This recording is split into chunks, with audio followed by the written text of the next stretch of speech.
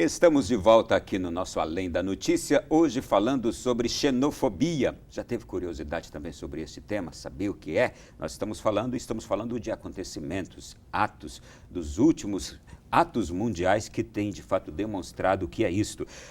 Professor Antônio, eu vou pedir para o senhor o seguinte: nós temos um grande desafio, é dar resposta àqueles que fecham as portas para o estrangeiro, para o migrante, para o refugiado, com medo da violência, e agora a grande ameaça mundial é o Estado Islâmico. A Europa tem medo do Estado Islâmico, pelo que tem acontecido, os Estados Unidos têm medo, e essa tem sido uma boa desculpa para eles para agirem assim, fechar as portas para o estrangeiro. O senhor pode, por favor, recorrer à história para me dizer se na história já tivemos também um momento de ameaça violenta que provocou atitudes assim? Bem, nós tivemos guerras, inclusive religiosas, desde a Idade Média, é o caso, por exemplo, das Cruzadas. Ao longo da Idade Moderna, segmentos cristãos na Europa entraram em greve e sempre com esse sentido xenofóbico, quer dizer, o outro é meu inimigo. E isso sempre existiu. Mas especificamente em relação ao quadro que nós estamos vivendo hoje, eu tenho a seguinte leitura. A desculpa do terrorismo islâmico para fechar as fronteiras aos refugiados que vêm, por exemplo, do Oriente Médio ou de países islâmicos da África subsaariana não passa de pretexto, porque a maioria esmagadora, a quase totalidade desses refugiados não tem relação alguma com o terrorismo. Ou seja, quando nós falamos de organizações como a Al-Qaeda, mas sobretudo como o Estado Islâmico, nós estamos falando de uma instituição ou de uma instância que vai ter que ser tratada a nível de política mundial, a nível dos governos, a nível de Nações Unidas, etc. e tal. Não tem nada a ver com o drama humano desses refugiados. O caso dos imigrantes, de uma forma geral, é um pouco diferente. É menos traumático, digamos assim. O refugiado, não. O refugiado é um sujeito que perdeu todas as suas referências. Ele não tem mais o solo de onde ele nasceu e foi criado, ele não tem mais a língua, ele não tem mais os familiares. Esse se transformou numa espécie de pária mundial. Então, na verdade, não há pretexto, não há desculpa esfarrapada que justifique, que se impeça que esses refugiados tentem viver. Não é mais do que isso, viver fora da sua pátria, do seu local de origem. E sabendo que ninguém é refugiado por vontade própria. Ninguém, em sã consciência, diz: eu vou largar tudo que eu tenho para tentar a vida em outro lugar. Os imigrantes vão fazer isso, que são premidos por uma série de circunstâncias. Os refugiados não. Mas especificamente em relação ao Estado Islâmico. Eu tenho para mim, talvez eu possa até chocar com essa minha opinião. Eu tenho para mim que não há possibilidade de diálogo, não há possibilidade de diálogo com o terror, seja ele de esquerda, seja ele de direita. O terror nega todos os valores fundamentais da vida humana. Então, e são marcados pelo fanatismo absoluto, e o fanático é aquele que traz em si todas as verdades de forma absoluta. Então é como se ele tivesse uma enorme carapaça de aço que vai impedir que qualquer ideia diferente, qualquer ideia do outro, qualquer ideia daquele que pensa diferente de mim é inaceitável. Não há diálogo possível com essa gente. E quando essa gente resolve utilizar as armas as mais sofisticadas, as mais violentas e as atitudes mais insanas para covardemente atingir milhares e milhares de inocentes que não têm nada a ver com isso, não há outra possibilidade de conversa senão a ação também militar do mundo, da civilização. É claro que nós não temos uma governança global. A ONU, apesar de todas as suas falhas, tem aspectos altamente positivos, mas ela é incapaz de agir, digamos assim, até porque os interesses dos grandes países, dos grandes estados, impedem que ela tome determinadas atitudes. Mas alguma coisa tem que ser feita pelos estados, pelos países, inclusive com a força das armas, para derrubar para destruir algo como o terror, como o Estado Islâmico. Não há possibilidade de contemporização, não há. O terrorismo já deu demonstrações cabais de que a única linguagem que ele consegue praticar é a da barbárie, é da violência gratuita, da desumanidade. Então aí eu acho que não há outra possibilidade.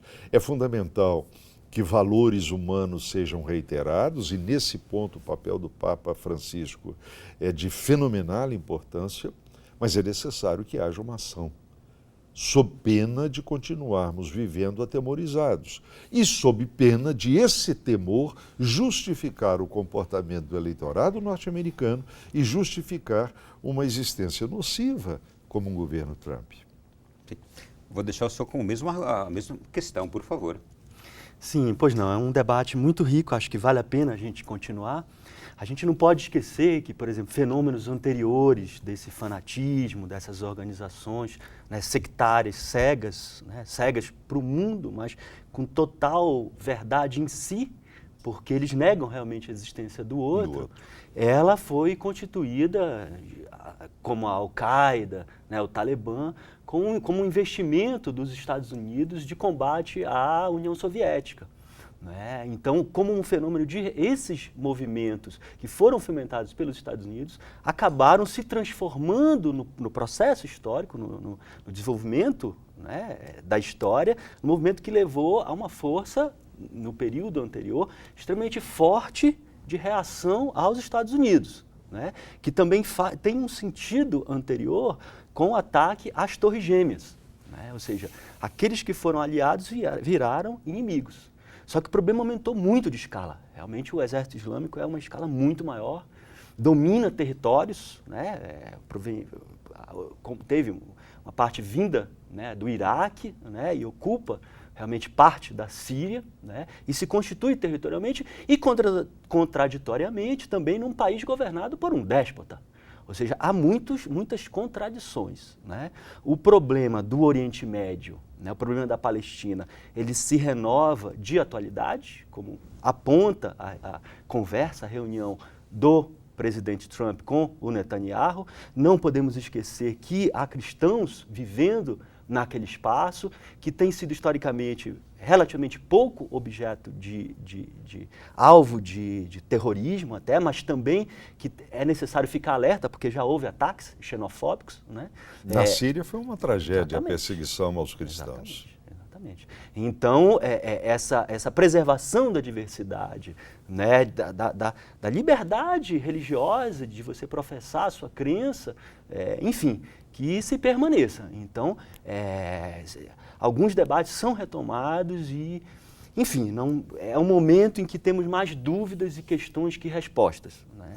Eu fico me lembrando, enquanto escuto os senhores aqui, do que aconteceu no leste europeu, ali na região da Sérvia, Bósnia, Kosovo, acho que 30, 40 anos atrás, menos de 40 anos atrás, com o Slobodan Milošević, quando houve aquela divisão, anos 80, quando houve aquela divisão, e que pessoas que conviviam lado a lado, vizinhos que conviviam lado a lado, a partir da divisão, um olhava para o outro e dizia assim, não, você é meu inimigo.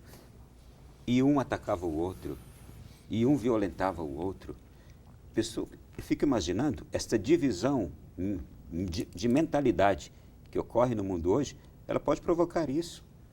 Com alguém de fora, com alguém estrangeiro que está no meu país hoje, quem passa a adotar este comportamento é capaz de fazer as mesmas barbáries que os kosovares fizeram lá, de violentar inclusive filhas, mulheres de alguém que era um vizinho ontem. Então, este é o risco do pensamento fanático que está sendo semeado hoje por este senhor Trump e por algumas lideranças políticas que estão ganhando cada vez mais espaço. É por isso que se tem que combater isto de imediato, né? E em relação a isso, eu gostaria de fazer um brevíssimo comentário. Quando nós falamos de xenofobia, e o Marcelo deixou isso muito claro, trata-se da não aceitação do outro, da negação da própria autoridade. São dois aspectos a serem considerados na minha visão. A primeira delas diz respeito à própria natureza humana. Nós somos gregários, quer dizer, nós contamos nos dedos os eremitas, aqueles que vão se afastar de tudo. Se somos gregários, nós nos identificamos com o nosso grupo. Hoje, uma palavrinha da língua portuguesa é muito utilizada e ela tem um sentido muito interessante, tribo. Quer dizer, a tribo disso, a tribo daquilo. Na verdade, nós somos uma enorme tribo. O mundo é multifacetado em tribos. Isso é natural. Quer dizer, até por uma questão de autoproteção, por uma questão de defesa, nós nos aproximamos daqueles que nós consideramos os nossos iguais. Quer dizer, nós temos o mesmo idioma, as mesmas tradições, o mesmo passado histórico, os mesmos valores, etc. e tal. De tal forma que o que vem de fora e que, portanto, não faz parte da nossa grei, não faz parte da nossa tribo, é alguém que, a princípio, incomoda, assusta e chega a atemorizar. Esse é um dado da questão, na minha opinião. Faz parte da própria natureza humana. Mas há um muito mais grave, e é esse que está nos incomodando demais agora, e de certa maneira a razão de ser desse programa.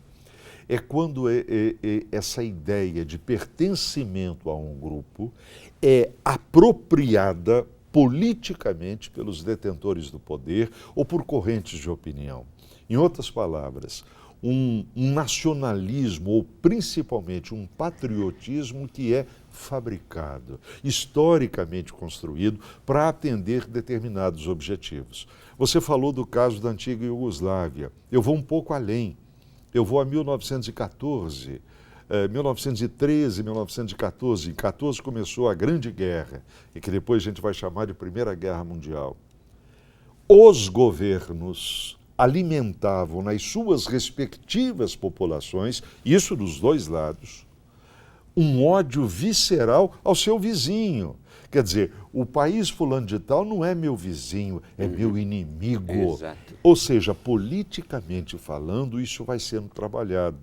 Se nós observarmos a história contemporânea, a gente vai ver que todos os regimes autoritários, sobretudo aqueles que atingem a dimensão máxima do totalitarismo, são xenófobos, porque eles precisam nutrir as suas populações de uma ideia de que nós somos únicos, nós somos melhores. Os fascistas fizeram isso na Itália, os nazistas levaram isso ao paroxismo dentro da Alemanha, os fascistas militares japoneses fizeram isso com o Japão. Os exemplos são inúmeros. O que está me assustando mais hoje é que esse tipo de utilização do ideal nacionalista, do ideal patriótico, por parte de governos em que impera a democracia, começa a acontecer. E isso vai sendo inoculado no conjunto da população. Talvez os Estados Unidos sejam o melhor exemplo, mas eles estão longe de serem únicos. Ok?